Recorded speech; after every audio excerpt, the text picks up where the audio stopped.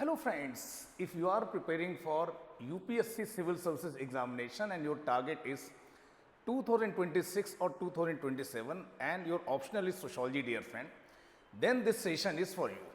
And if you are studying these sociology optional related syllabus in a random manner, then definitely you are making a mistake, dear friend. The purpose of this session is to make you understand that in case of sociology optional, dear friend, there are certain important themes, there are certain important topics, and from these themes and from these topics, repeatedly, UPSC has asked questions, dear friend. So in this session, we will try to understand that what are those important themes, what are those important topics. If you prepare these topics, dear friend, if you prepare these themes, then 60 to 70% of your paper you can predict, dear friend. So very interesting session that we are going to do today. Before start of this session, dear friend, there is small information about me. My name is Pankaj Shukla, dear friend, and I have been mentoring sociology optional aspirants since last more than 1 decade. And if you are preparing for sociology optional from UPSC point of view, and if you have any doubt, dear friend, so you can connect with me through those social media channels, dear friend, and whatever your queries are there, whatever your doubts are there, that you can discuss with me, dear friend. अब हम आपके साथ discuss करते हैं दोस्तों आज के session के बारे में। तो देखिए सेशन का मोटिव बहुत ही क्लियर है that if you are appearing for 2026 और 2027 examination and still if you are reading this sociology syllabus in a random manner, then you are committing one important mistake, dear friend. Because if you analyze previous year questions of sociology optional, you will discover a pattern. You will find that from these last 10 year, last 15 year, previous year question, you will realize, dear friend, that repeatedly UPSC repeats, dear friend, these important themes. It repeats these thinkers and it repeats core topics, dear friend, core areas. So if you are appearing for 2026 or 27, you are not supposed to ignore these important themes, these important areas. And for your purpose, what I have done the analysis of these last 10 to 15 year question paper. And on that basis, dear friend, हम जानने की कोशिश करेंगे वो कौन से areas है दोस्तों जहाँ से बार बार क्वेश्चंस पूछे आते हैं. You can look into this syllabus, dear friend. This is the syllabus of paper 1. And for your convenience, I have divided this entire syllabus into 3 parts. Part A that deals with unit number 1, 2 and 3. Part B that deals with thinkers part that we are referring as main part. And part 3, dear friend, it deals with institution. In a similar manner, your syllabus of paper 2, dear friend, it is also divided into 3 parts, A, B and C. And that is how your syllabus is mentioned, prescribed by UPSC, dear friend. जब आप paper 1 की बात करते हैं, जब आप paper 1 को देखते हैं दोस्तों और लास्ट 10 ईयर के सोशोलॉजी के जो क्वेश्चंस आए हैं उनको आप एनालाइज करते हैं तो बार बार आपको समझ में आएगा कि there are some repeated themes, dear friend. And you will also try to understand that from thinkers they have asked repeatedly, dear friend. Thinker से उन्होंने सिग्निफिकेंट क्वेश्चंस पूछे हैं जहां तक पेपर 1 की बात है. तो जब पेपर 1 के सिलेबस को आप देखते हैं और प्रीवियस ईयर क्वेश्चंस की एनालिसिस करते हैं तो आपको समझ में आता है दोस्तों कि Karl Marx is one such thinker, dear friend. Last 10 years में almost 8 times they have asked questions related to Karl Marx. Similarly from Max Weber, almost every year they have asked questions related to Max Weber, dear friend.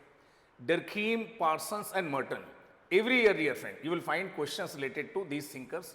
अगर आप केवल इन 3 thinkers को भी कर लेते हैं, Durkheim, Marx and Weber, dear friend, every year you will find that 60 to 70 marks question in paper 1. They are being asked from these 3 thinkers only, dear friend. So in paper 1, these 6 thinkers are major thinkers, dear friend. Along with that, there are number of other thinkers also.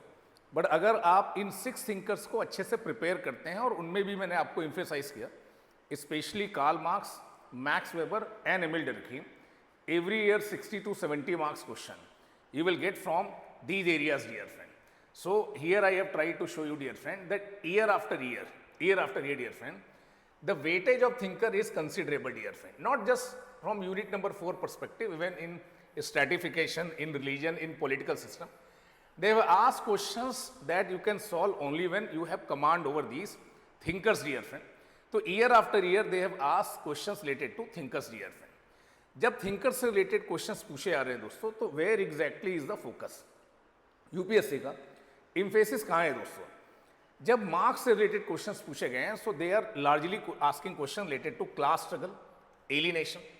Similarly, Max Weber's work on authority, bureaucracy, that is one such favorite area for UPSC.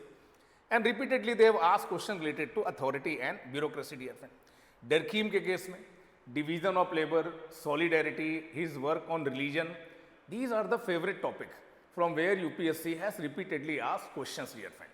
तो जब आप syllabus को prepare कर रहे हैं, you should emphasize on these topics, dear friend. इन पर आपको ज़्यादा emphasis करनी है दोस्तों. सिमिलरली जब आप थ्योरेटिकल एरियाज की बात करते हैं तो देखिए ये वो एरियाज हैं जिनको हमने आपके साथ डिस्कस किया है. These are the theoretical areas. बार बार सवाल पूछे आ रहे हैं कहाँ से? स्ट्रैटिफिकेशन से दोस्तों. Then question have been asked from religion and society, power and politics, dear friend, social change and bureaucracy. यहाँ पर अगर आपको फोकस करना है तो दोस्तों अगर आप stratification, power and politics, religion, इन्हें अगर कंबाइन करते हैं दोस्तों तो आपको every year almost 70 to 80 marks question from these two topics you will get in your examination, dear friend. So अगर टोटल पेपर आपका 250 मार्क्स का है और इजीली अगर आप 170-180 मार्क्स प्रिडिक्ट कर ले रहे हैं दोस्तों, तो it is very easy for you when you are going to appear in your mains examination, dear friend. अब यहाँ पर आप देखेंगे, देखिए year after year from stratification, from power and politics and from religion and society, year after year, dear friend, you will find that almost 140 marks questions they have been asked from these 3 units, dear friend. So ये कुछ ऐसे areas हैं जो high weightage areas हैं दोस्तों, जहाँ से बार बार अगर आप देखें repeatedly, dear friend, from these areas questions have been asked, dear friend. So you will find that stratification is one such area that has consistently, repeatedly UPSC has asked question from this area, dear friend. So ये कुछ important areas हैं जिन पर आपको emphasise करना है जब आप paper 1 को प्रिपेयर कर रहे हैं दोस्तों. Then similarly you have to do in paper 2 also. Paper 2 का जो सिलेबस है दोस्तों उसमें बहुत सारे टॉपिक्स हैं जो कि स्कैटर्ड हैं दोस्तों. Unlike paper 1 where syllabus is very concise, paper 2 that deals with Indian society, here you will find that there are number of topics and these topics are scattered, dear friend, जिनको हमने ए, B और सी 3 categories में divide किया है दोस्तों. अब यहाँ पर आप पाएंगे कि देखिए कास्ट सिस्टम एक ऐसा टॉपिक है जहां से लगातार सवाल पूछे गए दोस्तों, repeatedly, dear friend. Agrarian structure, tribal issues, dear friend, regionalism, secularism, communalism, urbanization, ये कुछ इंपॉर्टेंट थीम्स हैं. और अगर यहाँ पर भी आप ज़्यादा स्पेसिफिक होना चाहें तो कास्ट, सोशल चेंज और विमेन रिलेटेड इश्यूज, अगर इनको आप अच्छे से प्रिपेयर कर लेते हैं तो पेपर 2 में every year you will find 70 to 80 marks question from these 3 topics only, dear friend. And that's what I am saying, that if you want to score good marks in paper 1 as well as paper 2, तो देखिए आपको इन topics पर अच्छा command develop करना पड़ेगा दोस्तों. और paper 2 में देखिए हमने आपके साथ पहले भी डिस्कस किया. देखिए यहाँ पर हम आपको बता रहे हैं कि देखिए year after year what are those areas from where UPSC has asked maximum number of questions, dear friend. If you have a good command over these topics और आप इनके साथ इंडियन एग्जाम्पल्स को, इंडियन सोसाइटी से related examples को add on कर सकते हैं, so paper 2 you can score very good marks, dear friend. So these are those topics from where repeatedly UPSC has asked questions, dear friend. और यहाँ पर आप देख सकते हैं कि जैसा हम आपके साथ डिस्कस कर रहे थे कि देखिए कुछ ऐसे टॉपिक्स हैं जिन्होंने लगातार आपको सिग्निफिकेंट मार्क्स दिए हैं. तो जब आप प्रीवियस ईयर 10 ईयर क्वेश्चंस की एनालिसिस करते हैं दोस्तों, so you should definitely focus on what these areas. In areas को आप इग्नोर नहीं कर सकते दोस्तों.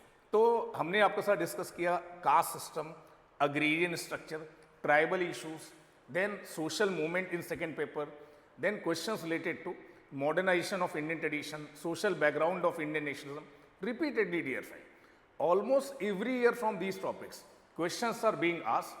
अब सवाल ये है कि देखिए आपने समझ लिया कि देखिए ये कुछ ऐसे इंपॉर्टेंट एरियाज हैं, डियर फ्रेंड, ठीक है.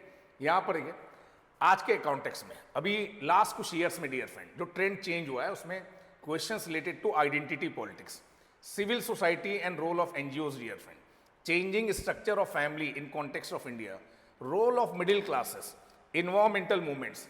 सो these questions have been asked in recent times, dear friend. अब एक बार जब आपने समझ लिया कि ये कुछ 50 मोस्ट इंपॉर्टेंट टॉपिक्स हैं जिनको आपको प्रिपेयर करना है, अच्छे से प्रिपेयर करना है, तो how you should approach these 50 topics, dear friend. ये तो हमें समझ में आ गया that these are the 50 important topics on the basis of last 10 और 15 year previous year question analysis.